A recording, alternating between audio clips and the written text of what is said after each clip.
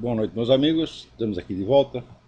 Como sempre, começamos invocando a Santíssima Virgem Maria, o Santo Padre Pio de Pietrelcina, para que roguem a Deus que nenhuma injustiça se cometa nesse programa. O programa de hoje talvez seja um pouco mais curto, porque eu estou aqui em preparações para uma viagem que me manterá aí fora do país por uns 20 dias, mais ou menos. Talvez eu tenha que suspender alguns dos programas se nos lugares onde eu estiver eu não tiver uma linha telefônica à minha disposição. Eu vou fazer o possível para continuar transmitindo normalmente, mas eu não garanto então que pelos próximos 20 dias teremos o programa com a sua regularidade habitual. Também eu queria esclarecer aqui o seguinte: eu tenho recebido muitas mensagens de pessoas que me perguntam a respeito do seminário de filosofia. Não, eu queria entrar, mas já foram tantas aulas, etc. Olha, a resposta é o seguinte: não se preocupe. Nós tivemos a preocupação de gravar todas as aulas pela ordem, manter todas as aulas, todos os documentos, todas as apostilas, tudo em ordem, para que o aluno que entra agora, ao mesmo tempo que ele vai ouvindo as aulas atuais, ele vai pegando as do começo. Isso é sempre possível em filosofia, porque em filosofia você não tem nunca uma exposição linear. Isso é uma ilusão. Você pode fazer uma exposição linear e progressiva, digamos, da biologia, ou da aritmética elementar, ou da álgebra, mas em filosofia você sempre tem uma espécie de exposição circular, onde você retorna aos mesmos pontos com níveis diferentes de profundidade e detalhamento. Não pode haver progressão no ensino da filosofia porque não há problemas filosóficos elementares.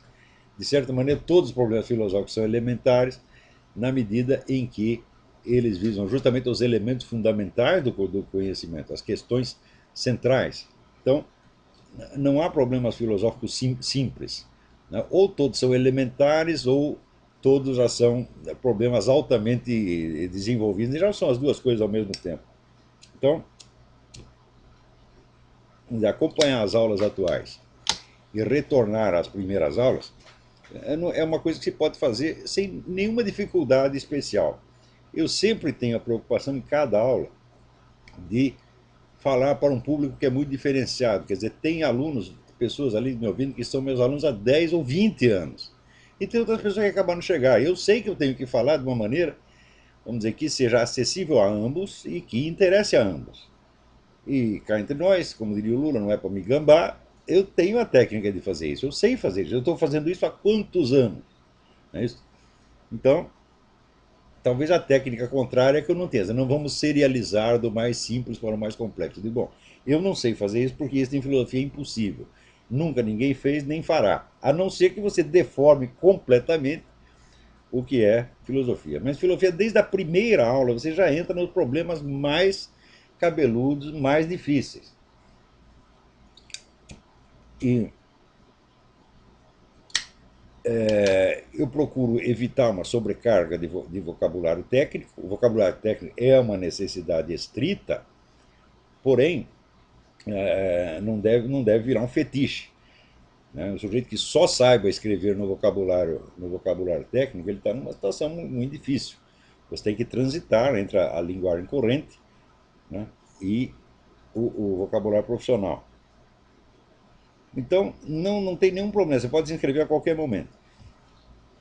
Agora, então, para se inscrever é só ir no site www.seminariodefilosofia.org. Estamos aqui preparando uma versão em inglês e uma versão espanhola do seminário também.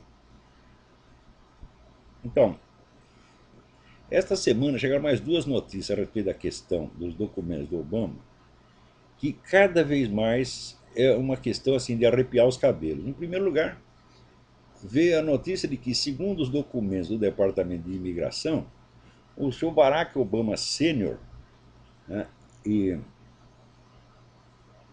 a digníssima não viveram juntos por um único dia sequer. Eles nunca foram um casal. Foi aqueles casos de casamento fake, só, vamos dizer, para dar um documento de imigração para o desgraçado, né? Então, isso quer dizer que toda aquela história contada pelo Barack Obama nos seus livros de memória é tudo inventado. eu nunca vi uma biografia mais falsificada, mais furada do que essa do Barack Obama. É tudo mentira, meu Deus do céu. Agora é incrível como é que vem um bandidinho, né? Um camarada totalmente desclassificado, e chega na presidência da República com uma história falsificada, com documentos falsificados, engana todo mundo, e as pessoas têm medo de saber disso. Tem tanto medo que quando você dá essas informações, a pessoa repete. Primeiro, às vezes, algumas fazem assim, aquela cara de escândalo, de coisa absolutamente inaceitável, né? Como se você tivesse oferecido a prova de que o planeta Terra é cúbico. Né? A pessoa diz, não, não pode ser, isso é impossível. Tem uma amiga nossa que diz, impossível, impossível, impossível. Eles verificam tudo. Bom, pois muito bem. Já está provado que no caso do Obama não verificaram coisíssima nenhuma. A Nancy Pelosi até enganou as pessoas. Enganou o Partido Democrata inteiro, dizendo que tinha averiguado, depois verificou-se que não tinha averiguado nada. Agora, em segundo lugar, esses exames técnicos que o pessoal está fazendo da certidão de nascimento, as provas de falsidade da coisa são tantas e tantas e tantas que não dá para eu contar aqui todas. Né? Além daquele pessoal que fez o exame das camadas, provando que a coisa tinha sido montada por Photoshop ou programa similar, né? E além do outro, né, que mostrou que as letras ali no documento tinham o kerning. Kerning é uma coisa que se faz em computador para dar um espaço maior ou menor para cada letra para fins estéticos, quer dizer, modula a largura da letra, né, para dar uma impressão assim de coisa impressa, não de máquina de escrever, né? E o sujeito mostrou que já tinha o kerning ali. Ora, nenhuma máquina de escrever jamais conseguiu pôde fazer kerning. Isso é coisa, vamos dizer, da impressão eletrônica. Agora apareceu outro pior ainda, um camarada que é tipógrafo, que trabalhou como tipógrafo por 50 anos e tem prática disso, tem uma firma disso aí, né? E foi, aliás, um dos pioneiros da composição eletrônica. Ele mostrou o seguinte, que o texto da certidão está composto com vários tipos de letras, às vezes na mesma palavra. Dentro da mesma palavra você tem, por exemplo, tem 3 As na palavra, cada A é de uma máquina diferente.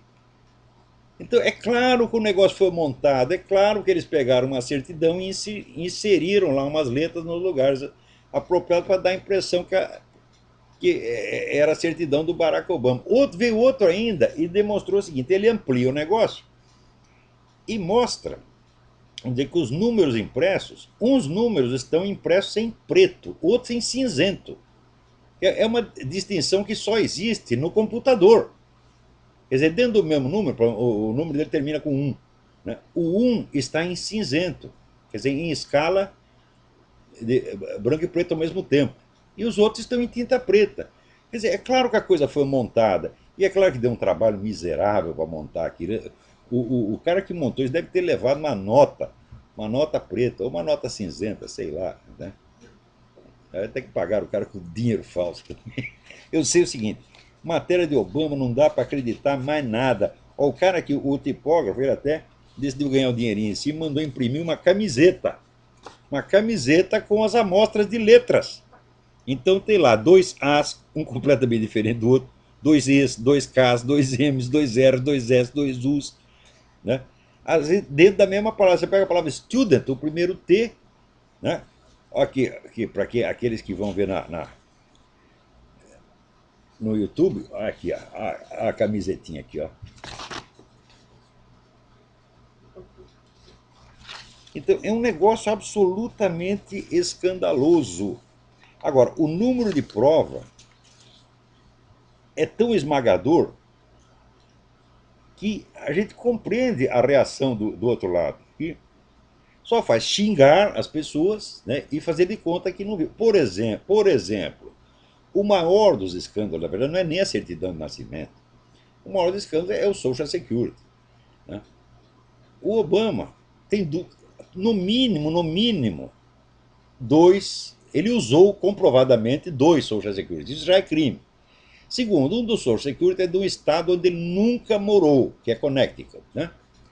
Então, até o pessoal conservador fica escandalizado com isso e quer disfarçar. Então, o Bill O'Reilly, no programa dele, diz, não, ele tem o Social Security do Connecticut porque o pai dele morou lá. Mentira! Daí mostraram lá, provaram que o cara nunca morou em Connecticut. O que o Bill O'Reilly fez? Ele simplesmente tirou aquela notícia do site dele para não confessar.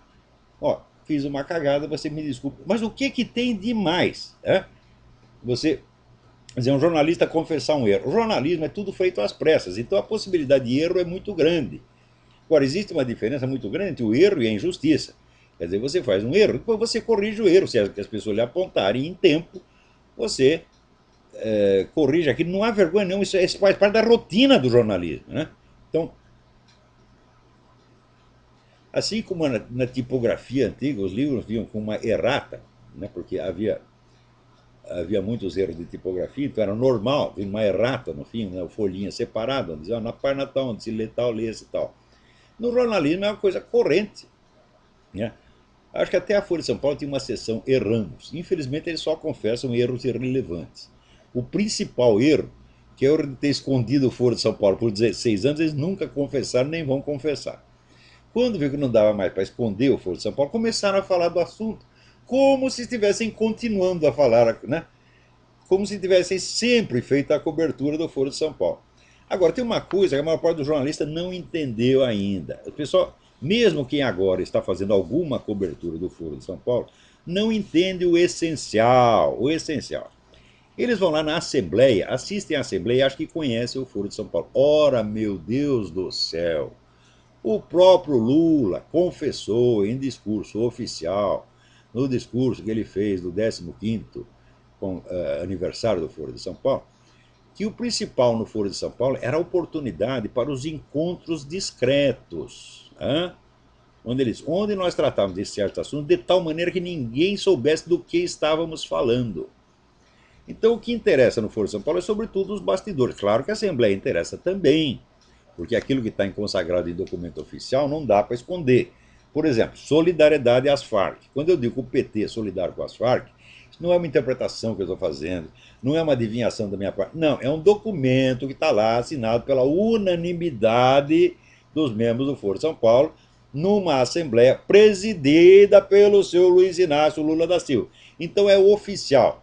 Então está lá, solidariedade integral. Não é condicional, é integral, não é parcial. Então quer dizer que se as Farc matar 30 mil pessoas, como matar, o seu Lula e a porra do seu partido estão integralmente solidários com isso. Né?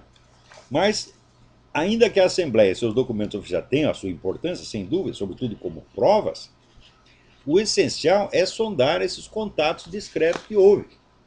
Tá certo? E que, dos quais, às vezes, os próprios participantes dão com a língua nos dentes, como o Lula já deu duas vezes. Né? Então, se você conhece as atas das assembleias e algo desses contatos discretos, e, pior ainda, se você acompanha os livros e artigos publicados pelos mentores do Foro de São Paulo, pelos intelectuais do Foro de São Paulo, então você pode, com razoável margem de probabilidade, prever o que eles vão fazer. Não é prever porque você vai tirar uma conjectura, não, é porque o plano está ali anunciado, nós vamos fazer isso, mais isso, mais isso, mais isso. Se eles anunciam o plano, pelo menos não publicamente, mas uns para os outros, então quer dizer, se eles só não vão realizar aquele plano se não conseguirem, isso é, se faltar os instrumentos, mas normalmente é de se prever que eles vão fazer aquilo que anunciaram fazer. Então, é o seguinte, o objetivo do Foro de São Paulo é transformar o continente latino-americano inteiro numa união de repúblicas socialistas. É montar na América Latina o que foi desmantelado, tá certo, na Rússia e países satélites. É declaradamente isso. Então eles vão fazer isso. E esta, vamos dizer, esta integração econômica, administrativa, etc., tudo são passos para isso. Então, por exemplo, agora na eleição do Peru, né, vem este cretino desse Mário Vargas Llosa, tá certo? Dizer que a vitória do Ollanta-Humala é uma vitória da democracia, porque o outro lado, a Keiko Fujimori, representa o Fujimorismo, o qual é fascismo. Eu digo, é só uma besta quadrada acha que o Fujimorismo é mais perigoso para a democracia do que o Foro de São Paulo, porra. Fujimorismo é um negócio micro, só existe dentro do Peru, um movimento local, e se cometeu crimes de violência, não, vamos dizer, não, nem se compara, mas nem de longe, aos crimes cometidos pelas Farc, pelo Fidel Castro e por toda essa gente.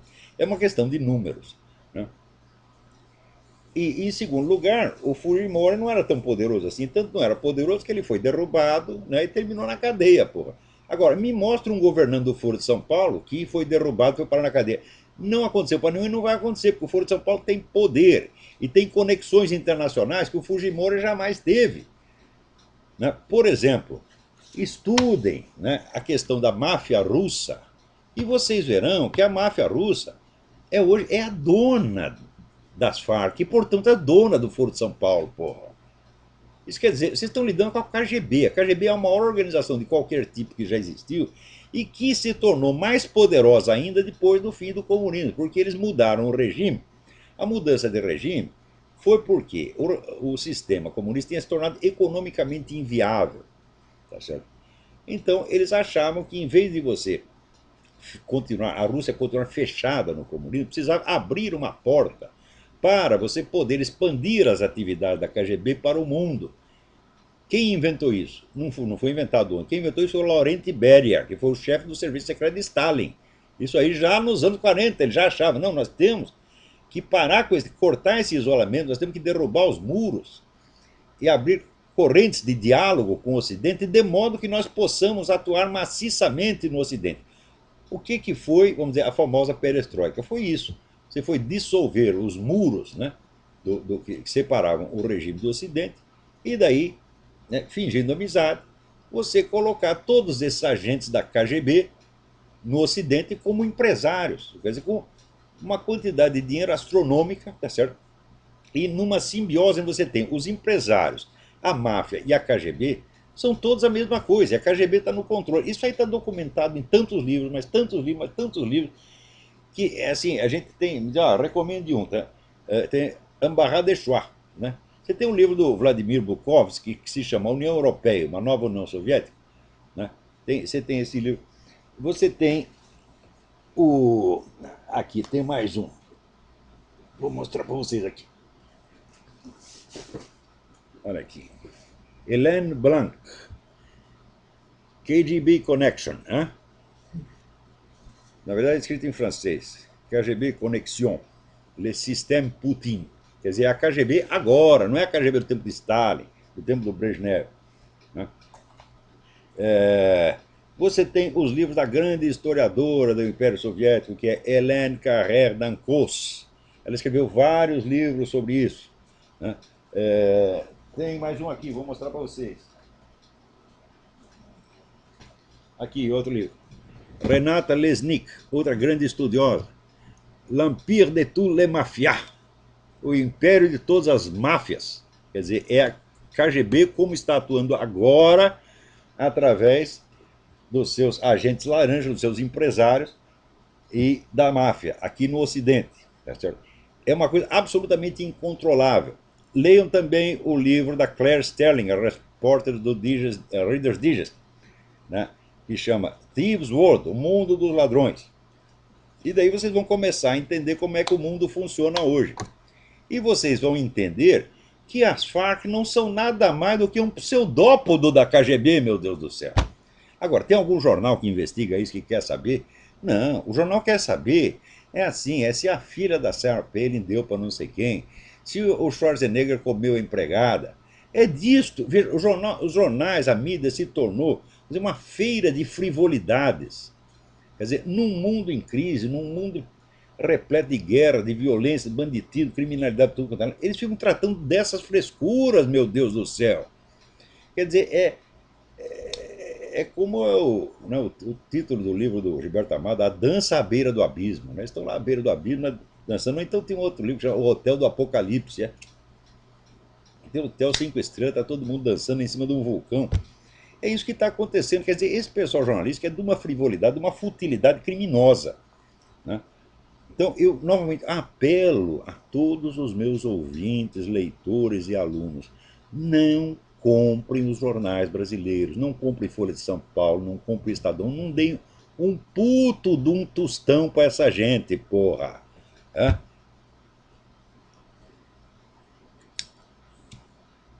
Então, está aqui, ó, Chaves e Rousseff selam,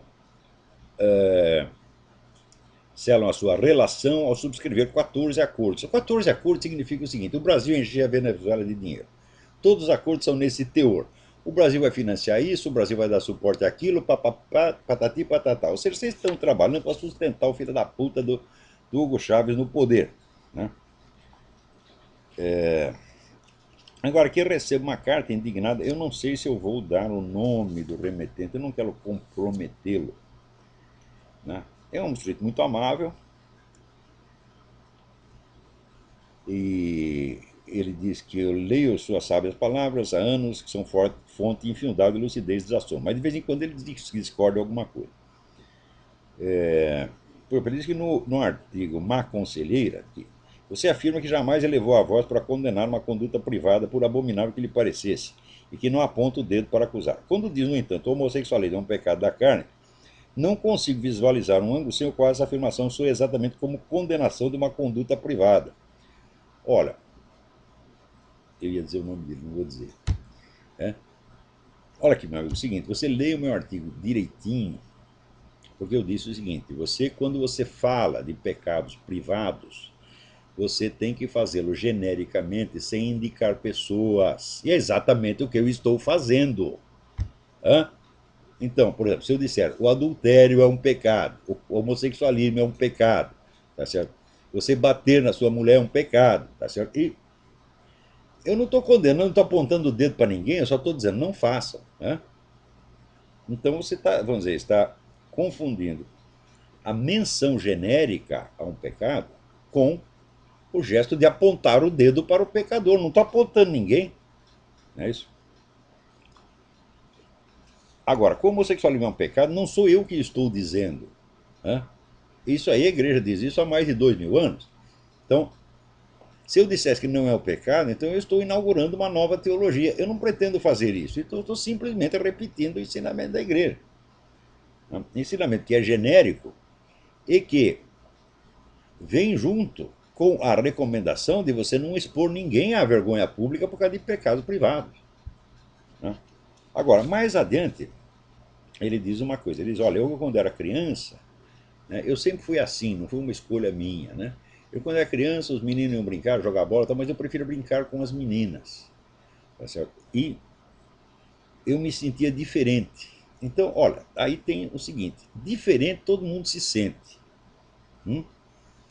Eu me lembro, por exemplo, quando eu era pequeno, meus pais brigaram e se separaram, e eu fiquei, vamos dizer, eu me sentia totalmente um peixe fora d'água, porque todo mundo tinha pai e mãe, eu só tinha mãe, tá certo? E meu pai não tinha morrido, tá certo? Então era uma situação constrangedora, não é isso? Também me sentia diferente dos outros, porque eu tinha ficado doente até os 7 anos, e quando emergi para a vida, eu era um bebê, eu era idiota completo e consciente de ser um idiota, tá entendendo?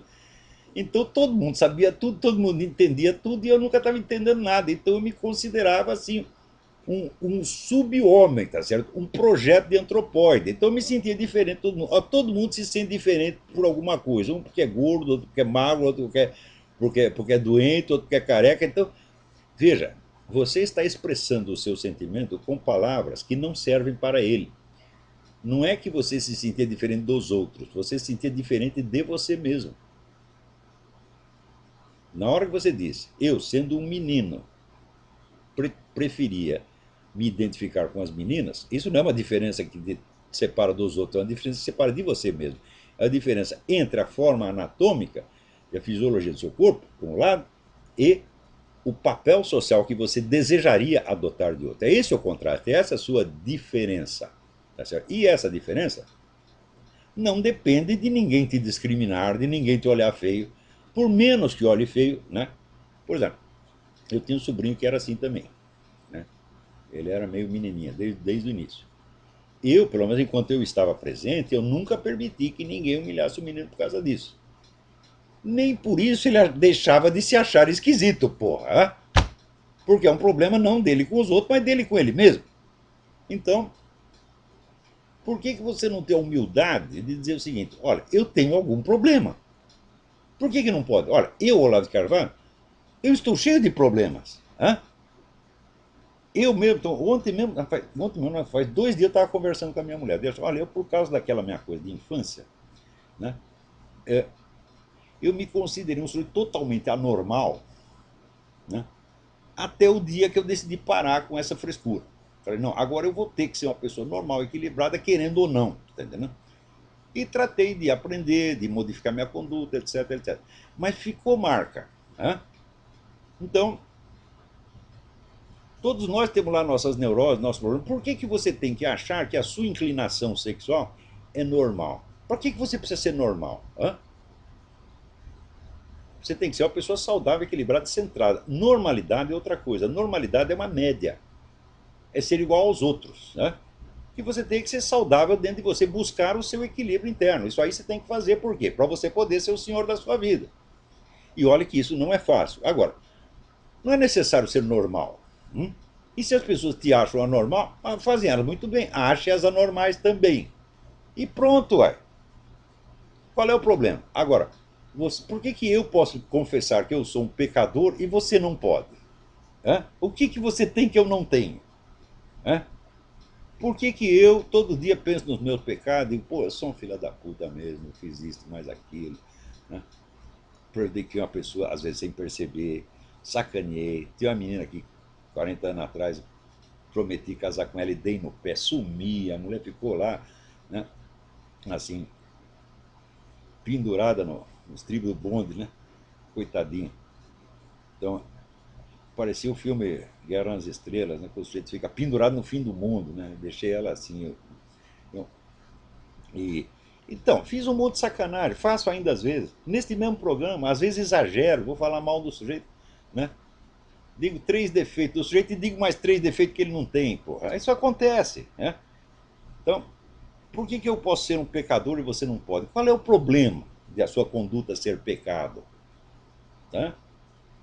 Por exemplo, né? Ou sexualidade ilegítima, fora do casamento. É pecado, eu cometi um monte de vezes. Né? Não cheguei, né? Não cheguei no campo feminino ao recorde do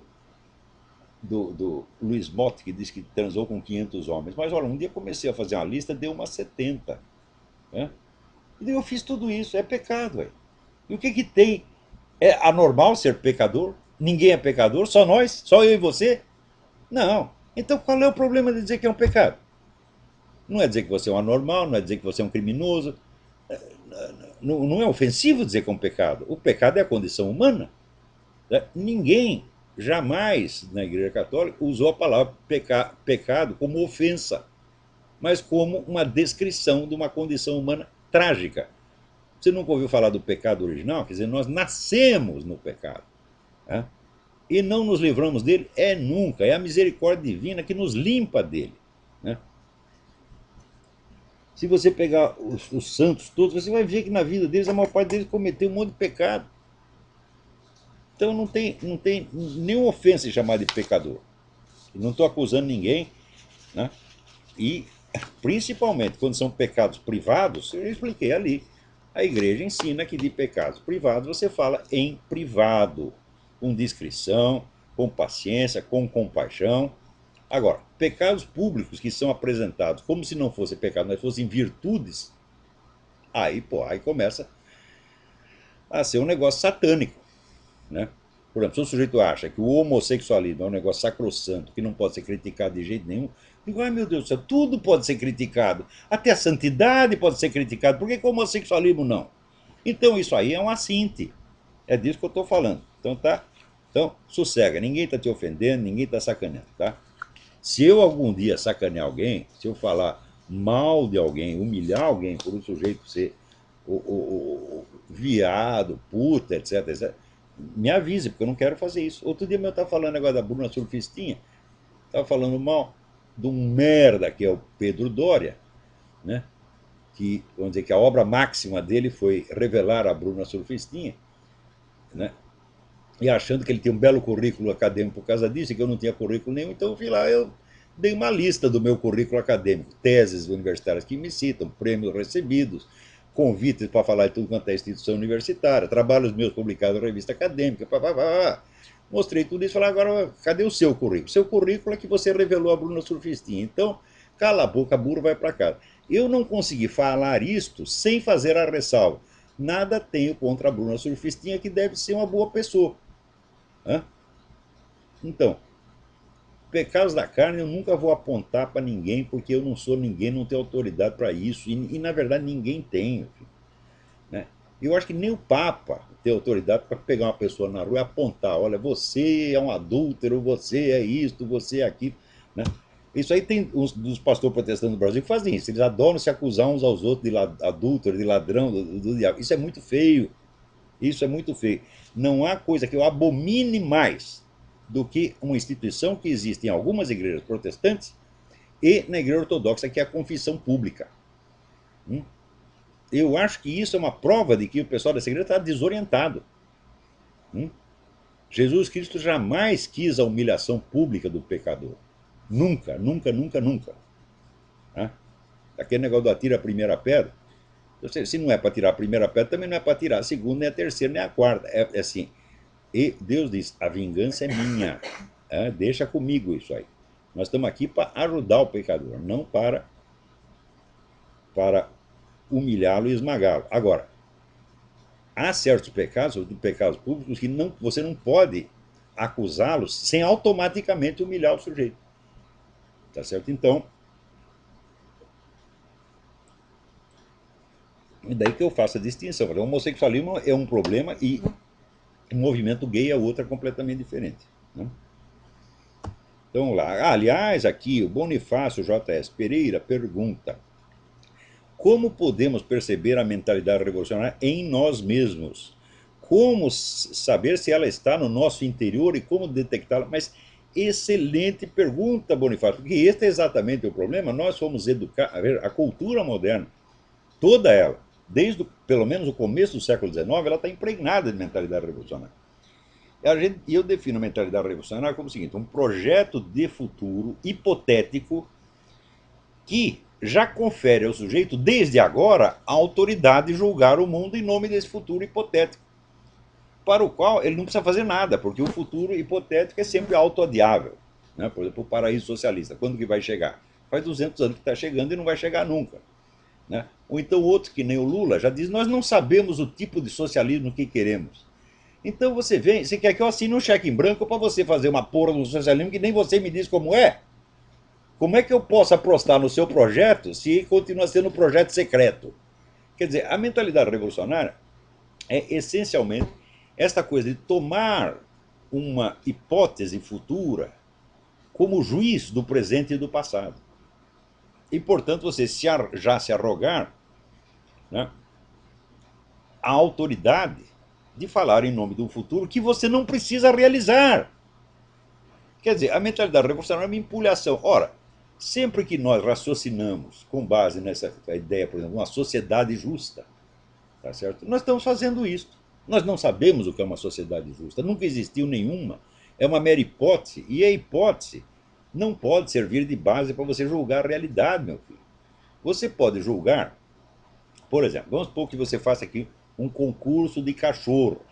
Hã? Como é que você julga o cachorro? Como é que você diz: esse aqui é o melhor, esse é o primeiro lugar, segundo lugar, terceiro lugar? É em função de um cachorro hipotético futuro que você pretende criar? Não, meu filho. É em função dos cachorros que já foram premiados no passado. Não é assim?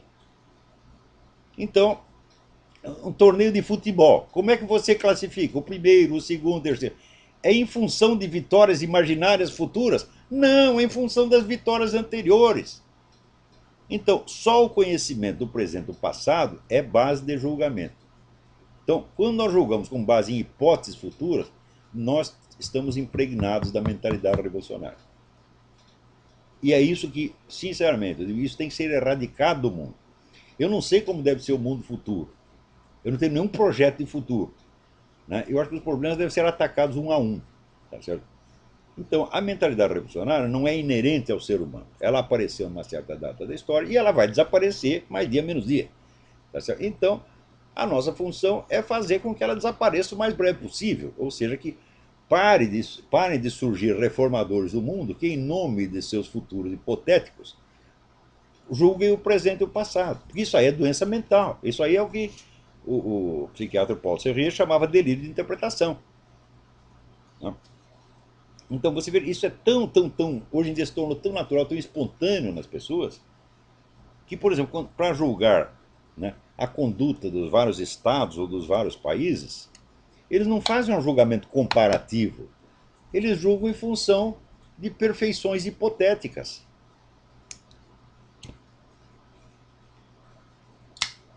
Né? Então, vamos lá. Aqui o pessoal, vamos dizer, lá do padre Paulo Ricardo, pede para que eu divulgue o evento Consagra-te, que é sobre a consagração total à Virgem Maria pelo método de São Luís Maria Grignon de Montfort, que é um grande santo da Igreja Católica, e sugerir a divulgação do programa. Está aqui divulgado. Para obter mais informações e para entrar, vamos dizer, no, no evento que será realizado no dia 26 de junho na paróquia de Cristo Rei, em Vargem Grande, Mato Grosso do Sul? Não, Mato Grosso. Você pode escrever para o e-mail consagrate@hotmail.com ou pelo telefone 065 3685 2097. Então, olha, nós temos. Olha aqui, vejam que coisa. Tem um sujeito que fez as contas aqui e diz que a União Europeia está gastando 20 milhões de libras, que dá uns 40 milhões de dólares por ano, promovendo causas esquerdistas nos Estados Unidos. Ou seja, a União Europeia é evidentemente inimiga dos Estados Unidos. Você está promovendo dentro dos Estados Unidos movimentos anti-americanos. Isso é coisa de amigo. Agora, oficialmente, a União Europeia é aliada.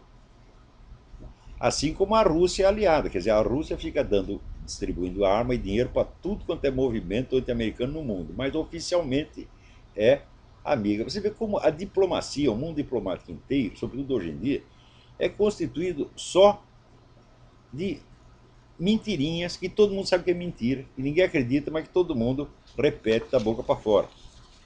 Né? Agora, também falando de julgamento, dois pesos, duas medidas, né? Ver aqui, quando contaram para o Jacques Lang, o ex-ministro da Cultura da França, esse caso do Strauss-Kahn, que atacou lá a camareira no hotel, ele disse: Ah, afinal não morreu ninguém. Quer dizer, pode atacar as camareiras, pode atacar a secretária, porra, pode estuprar, né? E ainda, olha, lembra quando o Maluf falou a famosa frase estupra, mas não mata, onde ele não estava recomendando estupro, né? Ele estava apenas dizendo uma coisa óbvia, que o crime de estupro está abaixo, na gradação dos crimes está abaixo do crime de homicídio. Todo mundo caiu de pau. Agora o Jacques Lang fala, afinal não morreu ninguém, quer dizer, não é grave, e ninguém o critica por causa disso. É incrível, né? Agora, o que eu acho que foi muito bom foi quando aqui o candidato presidencial republicano, pré-candidato, Herman Cain, né, que é um negão autêntico, não é um negão falsificado como Barack Obama, disse aqui: o Obama não tem a capacidade para ser gerente de uma pizzaria. Mas isso é a coisa mais verdadeira do mundo. Né? O Obama aqui, a tropa de choque do Obama vendeu a imagem que o Obama é intelectual, um homem inteligentíssimo. Até outro dia tem aquela que diz: não, o Obama ele fala errado, ele gagueja, ele para, ele se desorienta no meio do discurso porque a inteligência dele é mais veloz do que a palavra humana. Chegaram a este absurdo. Bom, acontece que o Jack Cashill, que é um repórter que está há anos atrás dos escritos do Barack Obama, foi o sujeito que descobriu que os livros dele foram escritos não por ele, mas por William Ayers, que esse sim é um escritor, é, é, conseguiu desencavar 4 trabalhos universitários do Obama, que eram, meu filho, dignos, né? Não digo nem do Emir Sader, eu digo do Lula. Tinha um erro de gramática por linha, um negócio assim pueril. Você fala, claro que o autor desses escritos não pode ter escrito, produzido, né, o livro Sonhos de Meu Pai, né, que é um livro muitíssimo bem escrito, né, mentiroso, mas muitíssimo bem escrito. Então, olha, peraí, tem alguém na linha, vamos atender. Alô? Alô lá? Sim, quem é? É Alexandre Caldeiro. Alexandre, tudo bem? Sim, olá. Tudo bem. Viu? Eu estava fuçando esses dias na internet, com esse papo aqui na Copa do Mundo do Brasil, né, dessa festa, dessa vergonha, né?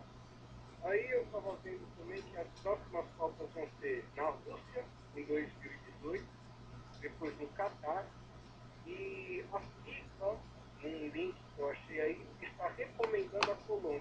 Então, o que nós temos? 2014, a Copa do PT, né? 2018, a Copa aí, né, da KGB, né? E está sendo recomendado a Copa da Colômbia. Aí na mesma semana aí o Fernando Henrique, né, dando o total apoio para a legalização das drogas e difícil, viu, Olavo? Difícil é encarar tudo, quieto. Quer dizer, quieto não, né? Mas tem força, né? Eu tô dizendo para você, estou dizendo faz anos isso aí. Olha, esse negócio de neocomunismo é uma coisa seríssima, não é brincadeira, tá certo? O pessoal vai quando todo mundo pensa que o comunismo morreu, não, o comunismo se fez de morto para assaltar o coveiro e já assaltou, você está entendendo? Como o Anatoly Golitsyn já anunciou isso nos anos 80, disse que ia acontecer isso, e ele disse não por uma interpretação dele, ele disse por ter ouvido as discussões dos planos dentro do governo soviético, né? E não, o pessoal não quer levar a sério, prefere viver do wishful thinking, da história da carochinha. Essa coisa é muitíssimo sério. Quer dizer, o mundo está caminhando para um estado ditatorial global. Isso não é brincadeira. Né? E Não, esse, não, é de se preocupar mesmo, mas tem uma coisa que eu também queria perguntar para saber se o senhor viu aí nos Estados Unidos a repercussão, e aqui no Brasil muita gente viu também. E é um alento também, né, para uma resposta, né, de quem quer as coisas certas contra esse povo, né. A cidade de Grand Rapids, aí nos Estados Unidos, no estado de Michigan, eles fizeram um clipe, um take só, com participação de 5 mil pessoas, da própria cidade, né, em resposta a Newsweek, né, que declarou que é uma das cidades moribundas, né, nos Estados Unidos. Ou seja, só porque eles não têm, né, crime, pela droga, problema, é uma cidade moribunda. E é um vídeo muito bonito, porque mostra assim, todos os cidadãos cantando, né, a música American Pie, né, um clássico, e mostrando, sabe, entra o bombeiro, aí vem o carro, o caminhão dos bombeiros, polícia, aí já entra a orquestra, né, de adolescentes, sabe, a cidade dando uma resposta a Newsweek. olha, as reservas de sanidade que existem dentro dos Estados Unidos são muito impressionantes, muito impressionantes. Quer dizer, o povo americano, pelo menos metade dele não se deixou corromper por nada dessas coisas, é gente que tem pé no chão, que sabe fazer a conta 2 mais 2 é 4, tá entendendo? E que continua fiel aos seus ideais de sempre. E essa gente não vai ceder assim tão facilmente. Assim como na própria Rússia. Né? Então você tem no interior da Rússia, o dia mesmo recebi uma carta muito gentil do padre Máximo, padre italiano. Ele viajou para a Rússia e disse: olha, no interior da Rússia você vê religiosidade verdadeira, honestidade, normalidade, você vê tudo isso. Digo, todo lugar tem isso. Se você procurar no interior da China, você também vai encontrar. Agora, se o povo, quer dizer, a raiz popular da nação, não tem canais de expressão política, então não adianta isso, vai ser esmagado. E que eu saiba, o único país onde o povão ainda tem canais de expressão política é os Estados Unidos. No resto não tem, não. Na Rússia, por exemplo, não tem. Na Rússia, aquela turminha do Putin, que é a turma da KGB, já toma conta de tudo há muitos anos e tratou de fazer que por baixo de todas as modificações, né, da sociedade soviética, o poder deles não só permanecesse, como aumentasse. E aí no Brasil, então, nem se fala. Né? Existe algum partido político que ouse dizer: olha, que nós defendemos a moral cristã tradicional, a economia de mercado, a educação clássica, os princípios do conservadorismo? Não tem um partido que faça isso. E esse pessoal do DEM, que era o partido que tinha obrigação de fazer, ainda está se suicidando, querendo virar organização de centro-esquerda. Né? Não, e por incrível que pareça, o partido nunca falou isso mesmo, Olavo. A única pessoa política que eu vi falando alguma coisa disso foi o Clodovil, né? Ou seja, é um problema, sabe, é desolante ver o Estado. Eu vou liberar a Raul aí do lado para vocês vão conversar para não atrapalhar o programa, né? E continue mesmo o seu trabalho, o resto do tempo para os senhores sair, o João continuar sempre, que mais e mais pessoas ouçam o senhor e prestem atenção, né, nas notícias e juntem, né, o quebra-cabeça fazendo coisa quase. Muito obrigado pela sua colaboração e pelas suas palavras gentis. Eu que agradeço o seu trabalho, Renato. Muito obrigado. Eu vou liberar aí a linha para o pessoal conversar. Obrigado. Obrigadão. Agora você vê que nem tudo está perdido. Aqui no Texas, né, uma formanda do ginásio, high school, Angela Hildenbrandt, né, os camaradas, ela foi incumbida de fazer o discurso de formatura e disseram para ela que ela não podia falar de Jesus e não podia fazer uma prece. Sabe o que ela fez? Ela disse: eu vou fazer de qualquer maneira, pode me prender. Eu não acompanhei depois para saber o que aconteceu com ela, mas ela disse: olha, eu vou rezar ali e não quero nem saber, vocês vão tudo a merda. Hein? É assim que tem que fazer, pô. Desobediência civil. Aí eu faço a coisa, você quer me mandar para cadeia? Vou para cadeia e depois saio e continuo fazendo a mesma coisa, pô. Olha, tem pessoas, tem militantes no mundo que foram presos 30, 40, 50 vezes. Né? E este país aqui só existe porque os chamados pais fundadores, eles se comprometeram a defender a liberdade, usando para isso, vamos dizer, apostando nisso sua vida, sua honra e suas propriedades. Agora no Brasil o pessoal não quer perder um tostãozinho. Hein? Se eu digo, por exemplo, olha, contribuam para o site da Graça Salgueiro, Nota Latina, que a mulher está há anos fazendo serviço, dando as notícias para vocês com 3, 4, 10 anos de antecedência. Né? Daí o pessoal fica contando os tostãozinhos. Vê se aparece algum bilionário. Mas não, eu vou bancar aqui o trabalho da Graça Salgueiro. Ninguém banca. Né? Então, esse é um país de gente mesquinha. A brasileira é filha da puta mesmo. Eu já cheguei a essa conclusão. Eu já estou velho. Olha, já fui. Já amei esse país loucamente. Mas o país que eu amava morreu. Agora substituído por esta merda. Você tá entendendo? Então, olha, é só isso. Então, por hoje vamos encerrar por aqui. Muito obrigado a todos e até a semana que vem, se eu conseguir transmitir o programa do exterior, que eu vou fazer o possível. Vocês serão avisados através do site do Blog Talk Radio. Muito obrigado a todos. Até a semana que vem.